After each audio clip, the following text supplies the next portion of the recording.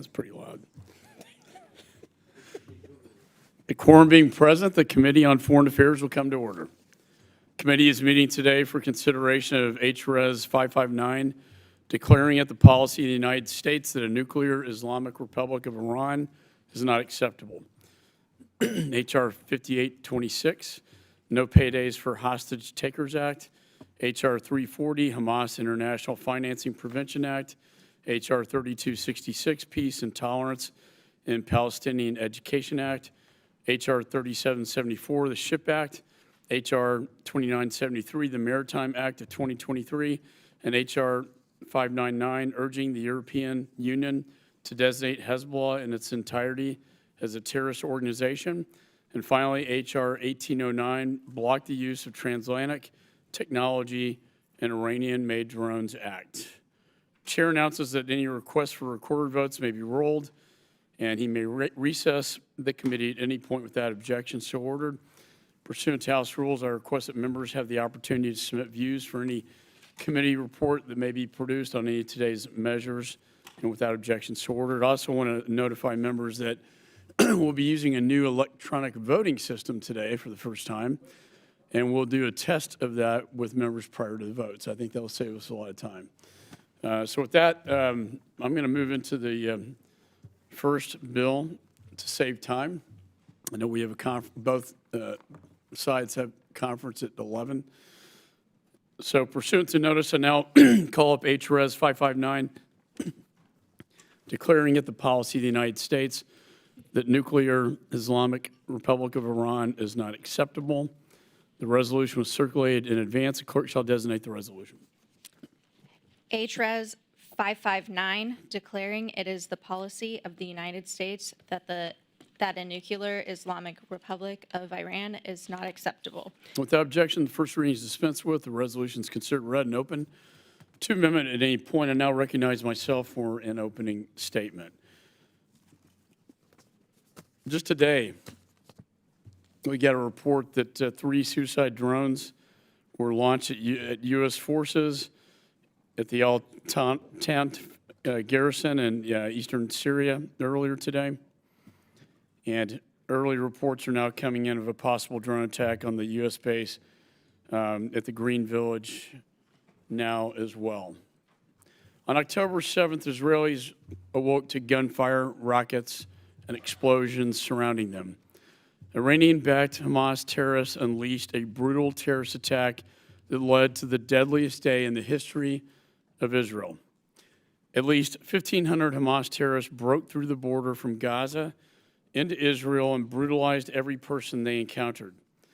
Terrorists were kicking in doors, storming houses, massacring women, children, and elderly.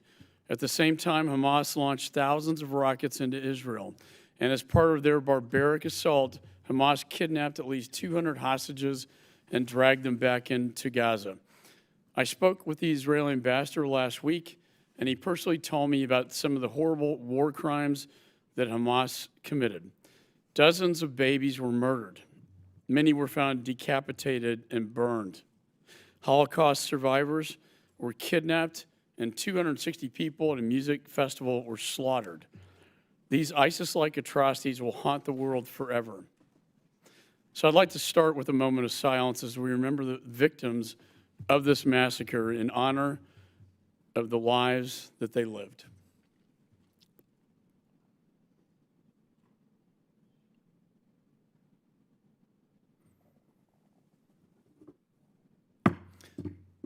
Now, as Israel responds in self-defense, the United States stands strongly with our friend and ally as it protects itself from Iran-backed terrorism. This is a moment of moral clarity. Hamas has shown us exactly who they are. They have no regard for human life, whether it be young or old, Israeli or Palestinian. And they have consistently and significantly enabled and have been funded by Iran.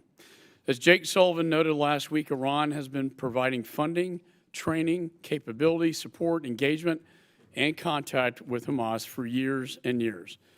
And now we are hearing reports of the 5 attempted suicide drone attacks in Syria and Iraq threatening our troops in the region as we speak. We need a robust response to this catastrophic war that protects the United States and our allies. That includes limiting the resources available to our adversaries and bolstering our deterrence against those actively trying to harm us. And that's why I've introduced my bipartisan resolution to state clearly, with no caveats, that it is the policy of the United States that a nuclear Iran is not acceptable.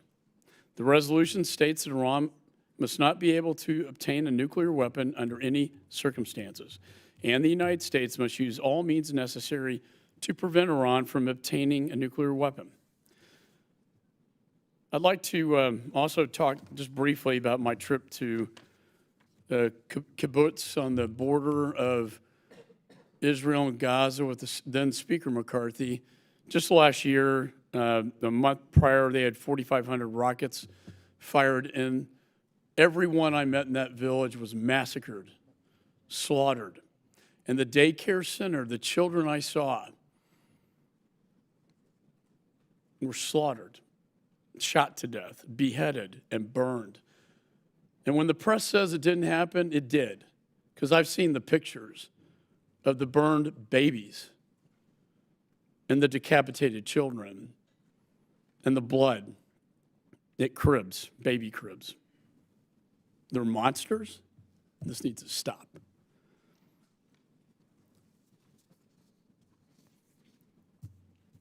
Today, we will also consider Brian Mast's bill to impose sanctions on anyone supporting Hamas or Palestinian Islamic Jihad. Hamas just committed some of the worst crimes against humanity the world's ever seen. Any support to these war criminals is indefensible. And we will consider also Joe Wilson's bill, the No Paydays for Hostage Takers Act, to deter any future hostage taking by Iran and other U.S. adversaries. This bill pushes the administration to impose Levinson Act sanctions on hostage taking. It also requires the administration to deny visas for UN travel to certain sanctioned Iranian officials and urges the Secretary of State to block travel to Iran on U.S. passports. As Hamas holds over 200 innocent hostages in Iran, in Gaza, I should say, we are reminded again of the urgency of protecting Americans from more hostage-taking by Iran. I want to thank Mike Lawler for his bill, the SHIP Act, to address a significant amount of Iranian oil that is still being shipped and refined around the world. These oil revenues give Iran a lifeline that is used to fund its support to terrorists and proxies around the world. His bill is a vital tool to cutting this funding off to Iran. With that, is there any further discussion on the resolution? Mr. Meeks is recognized.